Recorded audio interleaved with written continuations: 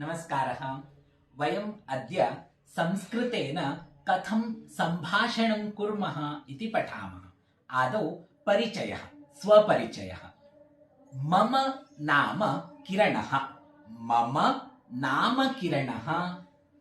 भवतः नाम किम्? मम नाम कृष्णः। मम नाम किरणः। भवतः नाम किम्? मम नाम कृष्णः। उत्तमम्। पृच्छतु। भवतः नाम किम्? मम नाम किरणः। मम नाम किरणः। मम नाम किरणः। भवत्याः नाम किम्? मम नाम सिरि। मम नाम किरणः।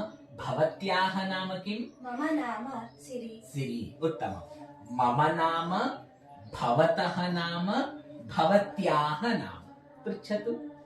भवत्याः नाम किम्?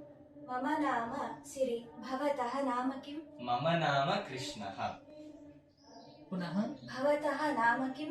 मम नाम कृष्णः। भवत्याः नाम किम्? मम नाम सिरि। उत्तमम्। समीचीनम्। एवं रीत्या संस्कृतस्य अध्ययनार्थम् अस्माकं चानल सब्स्क्राइब कुर्वन्तु। अग्रे वयं संस्कृतम् एवं प्रतिदिनं किञ्चित् पठामः। धन्यवादः। पुनर्मिलामः।